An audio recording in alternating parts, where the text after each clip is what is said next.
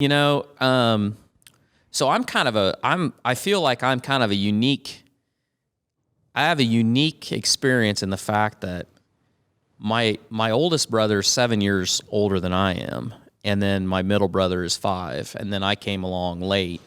But what Dad's trying to tell you guys is he was an accident. yeah, I probably was.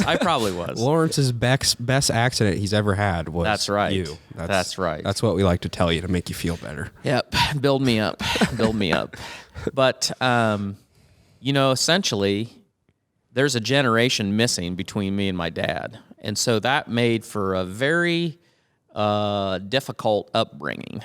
And my dad was a military guy, very disciplined, very black and white, and Do it my way or the highway, pretty much. the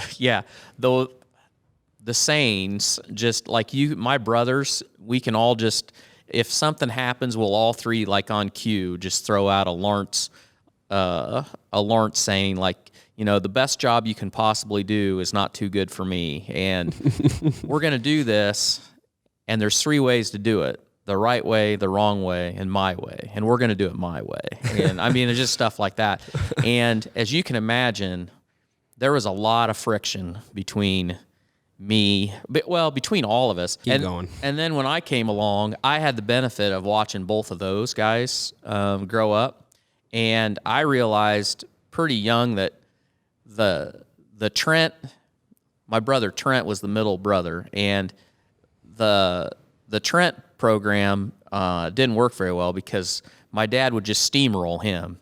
And so I kind of got the idea that I was just going to be the one to dig my heels in and butt heads and Yell back at him. yeah, just yell back. And so that's what I did. And You're the last one standing. Yeah. So it must have done something. Must have worked. It's like water over rock. So we went from the time I was probably 12 years old, my dad would wake me up at 5:30 in the morning when he got up, and I would come to the hog building, and it was my job to feed the sows 7 days a week.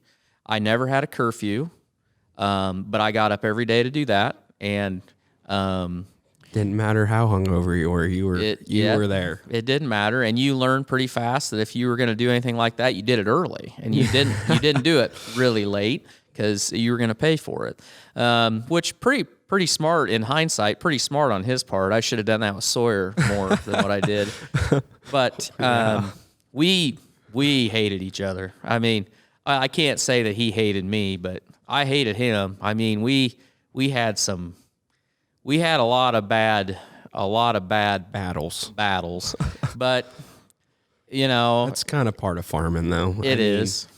Sometimes it's better than others. I mean, I think you and I have a really good relationship in the farm. We yell at each other and get at each other, but Yeah. at the end of the day, it's not like we make up, but it's just like we don't have to say sorry. It's just kind of like We're able to let things go. yeah, like when we leave the hog barn, we just know that was work and that's it. Anyway, when it was all said and done, you know, I ended up staying here. My brothers ended up both leaving, and they've been successful in their own right in what they're doing. But the farming didn't interest them, and so I stuck around. And Well, you had a good relationship with your dad, though, don't? Yeah. You all Yeah. don't get it twisted. no, In the beginning, it was a little it tough. was like every teenager. It was hard, but I grew, he grew, and I grew, and he was, yeah, I mean, he was my best friend, really, all the way to the end. And